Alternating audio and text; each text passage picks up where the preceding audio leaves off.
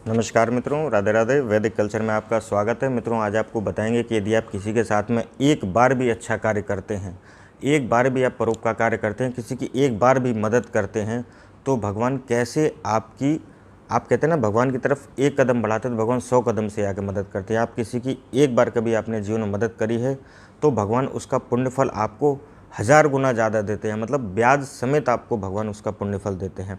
एक छोटी सी कथा के माध्यम से आपको समझ में आएगा कि परोपकार का कितना बड़ा पुण्य फल होता है।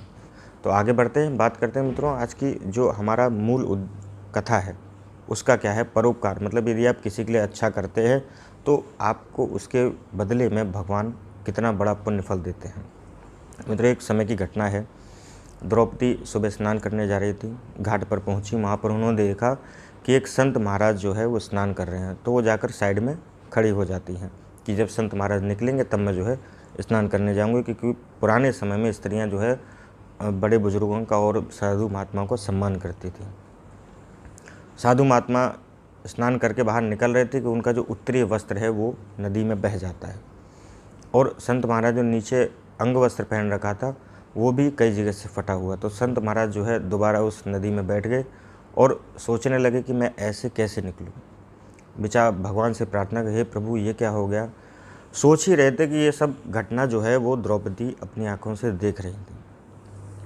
अब क्या होता है, संत महाराज सोच रहे थे कि अभी कुछ देर बाद सूर्य उदय हो जाएगा, और जब सूर्य उदय हो जाएगा तो सारे लोग आएंगे और फिर मैं कैसे यहाँ से निकल पाऊँगा। हे प्रभु आप मेरी लाज बचाएं। ऐसा जैसे मन में भगवान से हाथ जोड़कर प्रार्थना की, द्रौपदी ने के मन में करुणा का भाव आया।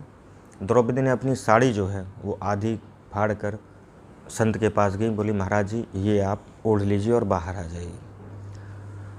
द्रौपदी की करुणा देखकर संत महाराज बड़े प्रसन्न हुए। उन्होंने कहा, नाम पूछा, बोले मैं द्रौपदी हूँ।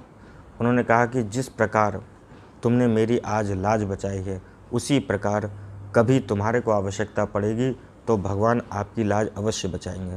क्योंकि मित्रों ये हृदय से संत का आशीर्वाद था।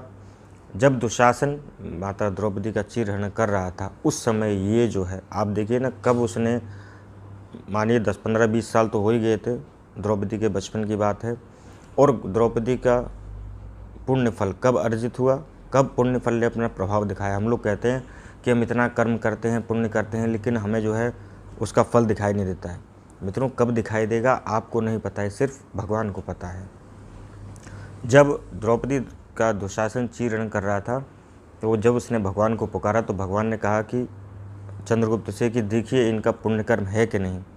चंद्रगुप्त ने बताया कि हाँ प्रभु, इनका एक पुण्य कर्म है जो इन्होंने संत का सम्मान किया था। संत के सम्मान में अपनी साड़ी जो है फाड़ कर संत को दी थी, उनकी लाज बचाई थी। भगवान ने कहा बस यही काफ़ी है द्रौपदी को इस दुशासन से बचाने के लिए।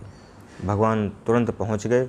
लेकिन आप देखिए ना, अगर जो द्रौपदी ने वो मदद नहीं की होती तो आज भगवान भी मदद जब ही करते हैं जब कि पुण्य फल अच्छे होते हैं, पुण्य कर्म अर्जित होते हैं। भगवान ने कहा उसने आधी साड़ी दी थी, वो बात बहुत पुरानी हो गई है, आज उसे ब्याज समेत उसका पुण्य फल लौटाने का समय आ गया है। कहते हैं ना, उसके बाद तो साड़ी है कि नारी है, नाड़ी बीच साड़ी है। कितनी भी जो है खींचता चला गया दुशासन, लेकिन साड़ी ख़त्म नहीं हुई। क्यों? उस संत को उन्होंने आधी साड़ी दी थी और यहाँ पर साड़ी ख़त्म नहीं हुई। इतना पुण्य फल अर्जित हो गया, उसका ब्याज लग लग के इतना बड़ा पुण्य फल, एकाएक पर्वत वहाँ पर खड़ा हो गया कि द्रौपदी की लाज कोई नहीं ले सका। भगवान ने जाकर द्रौपदी की लाज बचाई। तो आप ये मत सोचिए कि मैंने किसी के साथ मदद की है तो वापस मेरे को चाहिए। आप तो अपना कर्म करते जाइए, जो ज़रूरतमंद है उसकी आप मदद करिए। भगवान पता नहीं आपका समय, देखिए मित्रों समय किसका कब खराब आ जाए कोई नहीं जानता है। तो जब आपका समय खराब होगा और जब भगवान की कृपा आपके ऊपर होनी होगी तब वो पुण्य फल आपका कार्य करेगा। तो इस कहानी से आपको ये शिक्षा लेनी चाहिए कि हमें अपना कार्य करते रहना है। सामने वाला क्या सोच रहा है हमें उससे कोई लेना देना नहीं है। तो आज के लिए मित्रों बस इतना ही। कल किसी नई कथा के साथ में आपके सामने उपस्थित होंगे। तब तक के लिए धन्यवाद, नमस्कार, राधे राधे, जय हिंद, वंदे मातरम।